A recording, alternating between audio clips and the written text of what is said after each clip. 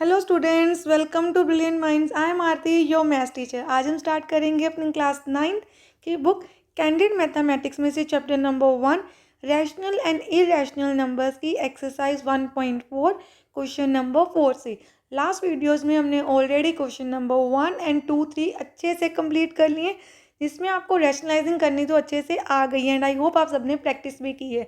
चलिए स्टार्ट करते हैं क्वेश्चन नंबर 4 से। इससे पहले अगर आपने अभी तक चैनल को सब्सक्राइब नहीं किया है, इस चैनल पर फर्स्ट टाइम आए हैं, then subscribe the channel and press the bell icon, जिससे आपके पास न्यू वीडियोस की भी नोटिफिकेशन टाइमली आती रहे।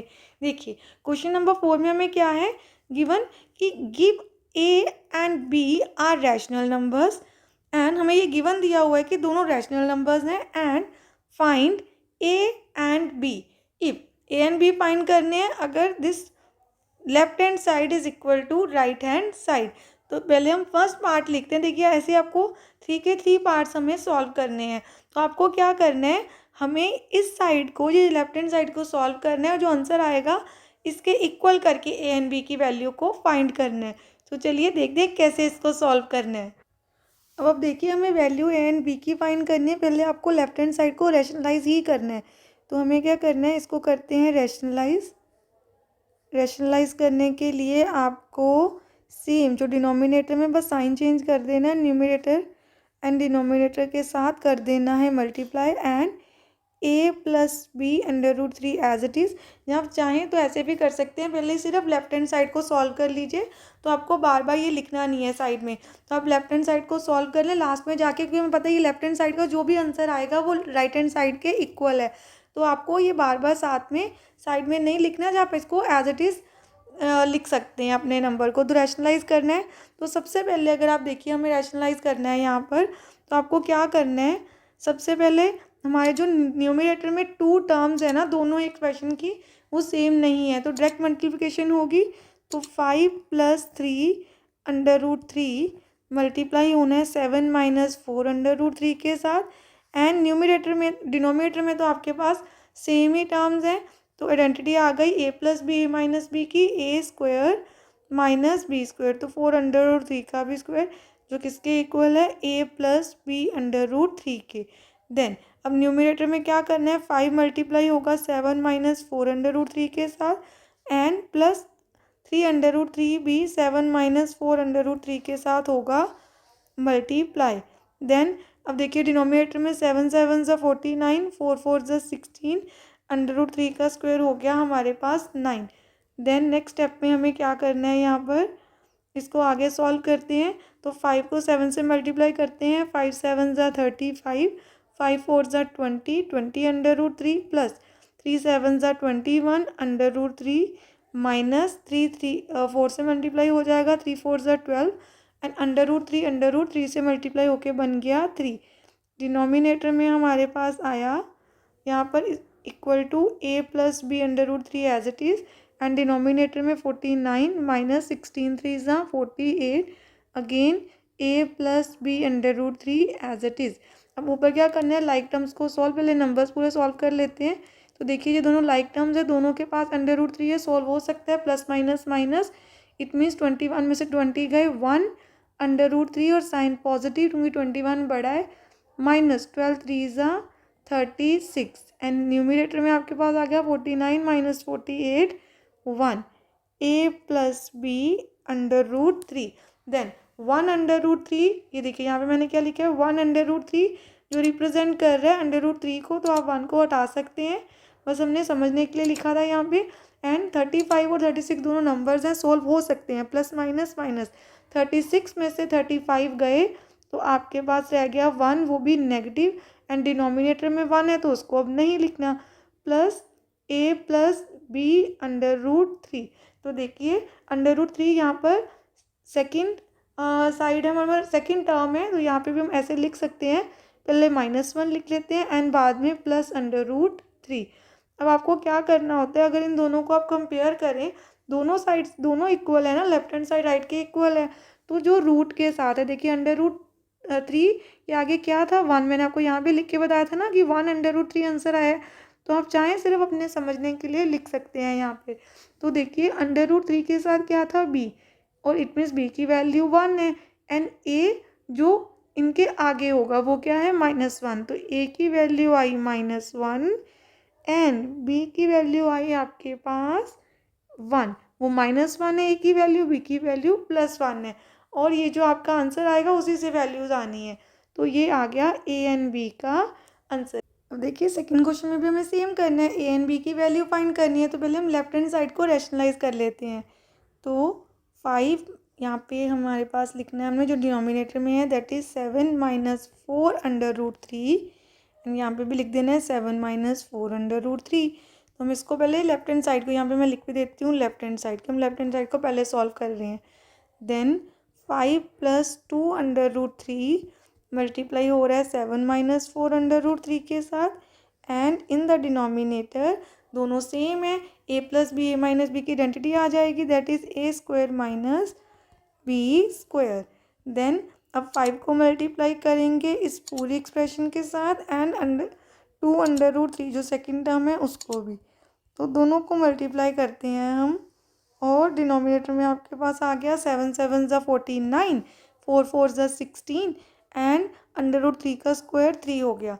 देन 5 × 7 = 35, 5 × 4 = 20 √3, एंड यहाँ पे क्या आ जाएगा 2 7 = 14 + 14 √3 माइनस, देन 2 को मल्टीप्लाई करेंगे 4 से ना, 2 × 4 = 8, √3 × 3 √3 दो बार मल्टीप्लाई होंगे 3 आ गया।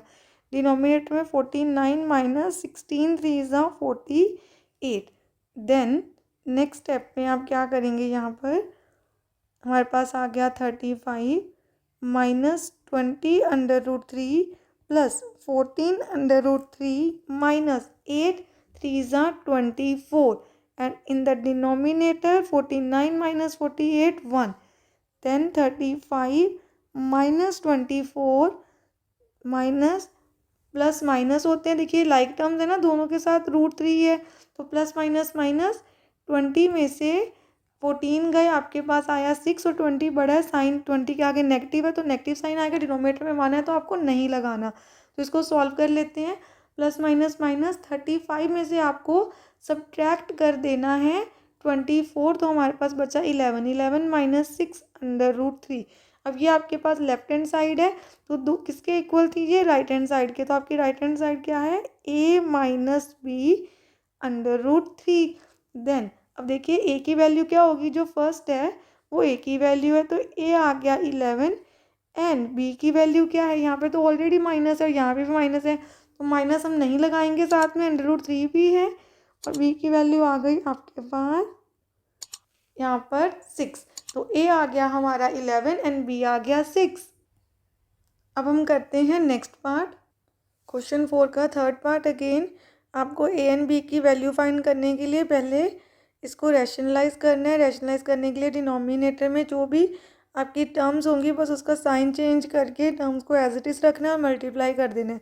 अब न्यूमिनेटर में सेम टर्म्स नहीं है तो मल्टीप्लाई कर लेंगे हम बाइनोमियल एक्सप्रेशंस को लाइक दिस, एंड डिनोमिनेटर में तो है हमारे पास 4 √3 4 √3, एंड यहाँ पे भी 3 √5, एंड बस साइन चेंज है प्लस एंड माइनस, तो a + b a - b की आइडेंटिटी आ जाएगी आपके पास a² - b² लाइक दिस। तो अब ऊपर मल्टीप्लाई कर देते हैं, 2 √3 मल्टीप्लाई होना है 4 √3 + 3 √5 के साथ, माइनस √5 मल्टीप्लाई होना है अगेन 4 √3 + 3 √5 के साथ। डिनोमिनेटर में तो हमारे पास सीधा ही आ गया, 4 × 4 = 16, √3 का स्क्वायर 3 होता है, ऐसे ही 3 × 3 = 9, और √5 का स्क्वायर 5। देन अब यहाँ पर हमारे पास क्या आएगा, हमारे पास यहाँ पे यहाँ पे कोई ब्रैकेट ऐसे नहीं है, ओनली 2 लिखना है, 2 √3 है जो मल्टीप्लाई होगा 4 √3 के साथ पहले, तो 2 × 4 = कितना आएगा आपके पास 8, √3 × √3 बन गया 3 प्लस, अब आपको क्या करना है 2 √3 को मल्टीप्लाई करना है 3 √5 के साथ, तो 2 × 3 = 6, नंबर से मल्टीप्लाई हो गया, एंड रूट से मल्टीप्लाई होगा, ऐसे ही 3 √15 बन गया √15 माइनस, अब इन दोनों को मल्टीप्लाई करते हैं 4 एज इट इज़, 5 √3 बन गया √15। देन ये plus minus minus, 3 as it is, 5 √5, दोनों √5 है तो आपके पास आंसर आएगा 5। कैंसिल हो जाते हैं रूट्स। देन 16 3 ज़ा 48, 9 5 ज़ा 45। अब आपको क्या करना है, आगे इसको फर्दर सॉल्व कर देना है। अब देखिए आगे सॉल्व करते हैं तो 8 3 ज़ा 24 प्लस, देखिए दोनों सॉल्व हो सकते हैं ना, प्लस माइनस माइनस दोनों लाइक टर्म्स हैं, तो प्लस माइनस माइनस 6 में से 4 गए, बचे 2, 6 बड़ा है, पॉजिटिव नंबर है, साइन आएगा पॉजिटिव नंबर का, 115 एज इट इज़। देन 3 5 ज़ा 15 एंड डिनोमिनेटर में हमारे पास आ गया 48 माइनस 45 3। अब 24 माइनस कर देंगे 15 plus 2 √15 as it is divided by 3। Then 24 में से आपको 15 को क्या कर देना है, माइनस, तो हमारे पास क्या रह गया यहाँ पर, देखिए 9 आ गया, 9 प्लस 2 √15 अपॉन 3। अब देखिए 3 की कटिंग 9 एंड 2 से नहीं हो सकती, दोनों से अगर कुछ 9 और 2 में कुछ कॉमन नहीं है तो जब हम बाहर निकाल दें तो कटिंग भी नहीं हो रही, बट आपको इसको लिखते कैसे हैं, देखिए जब आपका सीधा कॉमन फाइंड करके कैंसिल नहीं हो रहा, हम इसको कट नहीं कर सकते, तो आपको पर ए एंड बी की वैल्यू तो फाइंड करनी है, तो हमें 2 नंबर्स डिफरेंट चाहिए, तो आपको जो डिनोमिनेटर में नंबर है ऊपर वाली दोनों टर्म से ऐसे डिवाइड करना है जैसे अभी हमने लिखा। देन ये डिवाइड हो सकता है, इसको हमने कर दिया तो हमारे पास आ गया 3 प्लस 2/3 √15। एंड ये किसके इक्वल है, ये हमारी लेफ्ट हैंड साइड इक्वल है a माइनस √15 b से। तो देन अब देखिए जो फर्स्ट लिखा है वो a की वैल्यू हो गई, a आ गया हमारा 3 एंड b की वैल्यू क्या होगी हमारे पास, तो b की वैल्यू है, देखिए यहाँ पर पॉजिटिव है और यहाँ नेगेटिव है, तो अगर आपके पास इस साइड नेगेटिव है तो वो माइनस साथ में रहेगा, तो आपकी वैल्यू हो गई 2 माइनस 2/3 √15।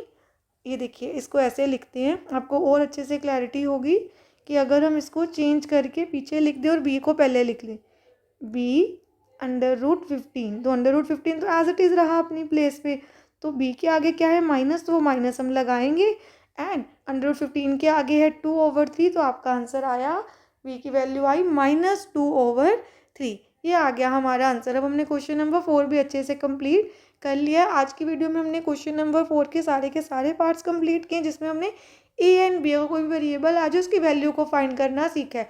नेक्स्ट वीडियो में हम नेक्स्ट कंसेप्ट आगे सीखेंगे। मिलते हैं नेक्स्ट वीडियो में। अगर आपको वीडियो अच्छी लगी तो please like share subscribe and press the bell icon, जिससे आपके पास न्यू वीडियोज़ की भी नोटिफिकेशन टाइमली आती रहे। Thank you for watching.